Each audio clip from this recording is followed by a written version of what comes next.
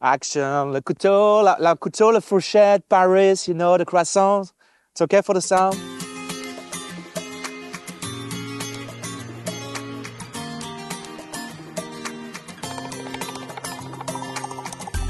Hola, ¿qué tal? Bienvenue dans la région de Séville, en Andalousie, où nous sommes venus essayer la toute dernière GSX-S 8R, la sportive mid-size de Suzuki, sur le circuit de Monte Blanco et sur les routes sinueuses de la région. C'est tout de suite.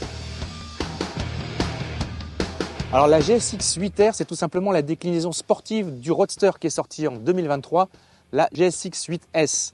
Tout ce qu'on sait, c'est que la machine est beaucoup plus simple à utiliser que le nom à prononcer. Que partagent ces deux machines?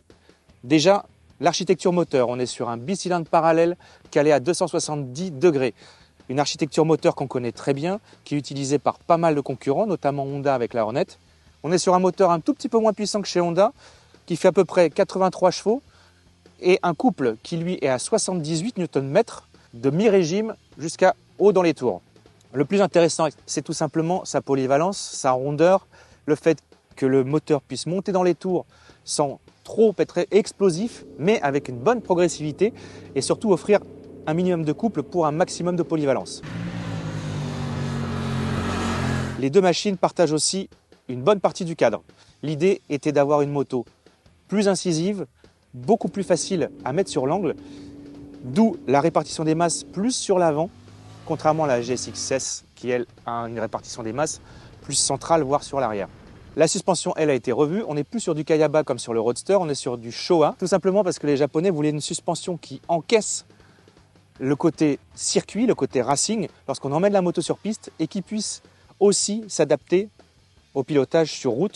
Et le freinage est quant à lui signé Nissin, un freinage avec double disque à l'avant et simple disque à l'arrière. Il est carrément mordant à l'avant et ne manque pas d'efficacité. Et à l'arrière est beaucoup plus progressif. Alors déjà, ce qui est assez intéressant sur cette machine, c'est quand même le design. On a une moto qui a de la prestance, qui paraît vraiment limite plus grosse que sa cylindrée. Le carénage est vraiment très bien travaillé, c'est affûté. On a un feu avant qui rappelle le Roadster et qui rappelle aussi le trail maison. La boucle arrière est, elle, plutôt basse, pas si anguleuse qu'on pourrait l'avoir sur une sportive, tout simplement parce que l'idée de cette machine, c'est d'en faire une moto polyvalente, à la fois sportive mais à la fois à l'aise sur route. D'où l'idée d'avoir ces demi-guidons en aluminium légèrement rehaussés par rapport à une sportive où là on serait vraiment sur l'avant. La bonne idée de Suzuki, ça a été de nous faire tester cette machine à la fois sur circuit, à la fois sur route. Sur circuit, la moto nous a vraiment époustouflés. Certes, le moteur, lui, il est vivant. Alors on manque un peu de puissance, c'est sûr, un peu d'allonge. Il ne faut pas oublier qu'on est quand même sur une moto qui fait moins de 800 cm3, qui est aussi pensée pour les permis A2. Et ce qui nous a épaté, c'est qu'en fait, quel que soit le niveau, moi personnellement je ne suis pas un pilote, on s'est senti tout de suite très vite à l'aise. La partie cycle travaille parfaitement, le cadre lui ne bouge pas, il est vraiment ultra rigide, pas du tout piégeux. On ressent très faiblement les vibrations, ça a été la volonté de Suzuki, travailler justement sur les vibrations du moteur pour les atténuer au maximum. La partie cycle, elle, travaille à merveille, la fourche est vraiment très ferme, elle encaisse très fort les freinages comme les phases d'accélération. La mise sur l'angle est vraiment très facile. À l'arrière, ça avait tendance à pomper un tout petit peu plus, mais en réglant correctement la précharge, on obtient un résultat beaucoup plus intéressant. Seul bémol, la garde au sol qui est un tout petit peu plus basse et du coup les repose-pieds ont tendance un petit peu à frotter.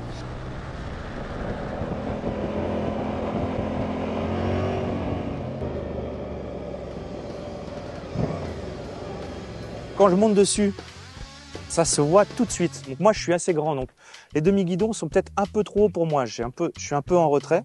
Néanmoins, quand on est sur l'attaque, sur circuit, on est vraiment très bien. Et puis ça permet d'avoir un bras de levier intéressant et un rayon de braquage vraiment très sympa pour une machine qui est censée être typée sportive.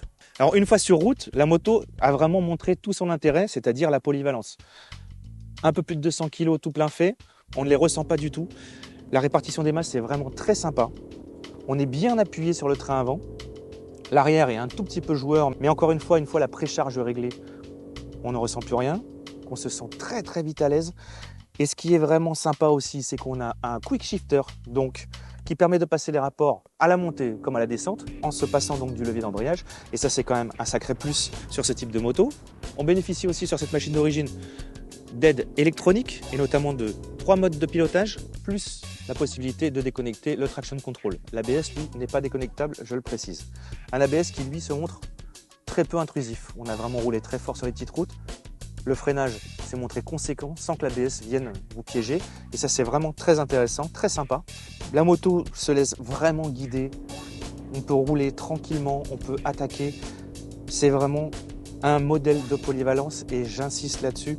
Quand on voit le look de la moto qui est vraiment très flatteur, on pense que ça va être une ultra sportive et bien pas du tout. C'est une moto qui est à la fois à l'aise sur circuit, qui est à la fois à l'aise sur route. Alors parmi les bémols, la garde au sol, ce qui fait que les repose-pieds auront tendance à toucher. Les commodos qui sont encore un petit peu plastiques, même si on apprécie quand même la simplicité. Les petits détails qui font la différence chez Suzuki, c'est-à-dire le système de démarrage d'une simple pression, le système pour les débutants qui permet d'avoir le moteur qui prend quelques tours quand on lâche l'embrayage pour ne pas caler. Et ça, c'est aussi très sympa pour les permis A2 notamment. Et enfin, on a eu la bonne surprise d'avoir une consommation maîtrisée, puisqu'on était aux alentours de 6,5 litres au 100 pour une conduite vraiment très sportive. Donc c'est une opération plutôt réussie pour Suzuki. Alors, on a le tarif, on est à 9 699 €. C'est un tarif qui peut paraître assez conséquent. Néanmoins, la moto est bien équipée, très bien finie. Et puis, c'est quand même un modèle de polyvalence. Nous, on est vraiment très heureux de cette moto. C'est une preuve que Suzuki est toujours dans la course, est capable de faire des motos polyvalentes avec un ADN sportif. Et ça, on apprécie énormément. Je vous rappelle que vous pouvez trouver cet essai de manière beaucoup plus complète sur le site deuxroues.automoto.com ou dans le magazine Automoto en kiosque tous les mois. Pour nous, c'est fini. Maintenant, hasta luego. Je vais manger du Ramon y queso et j'espère que vous avez été heureux de découvrir cette Suzuki. Voilà.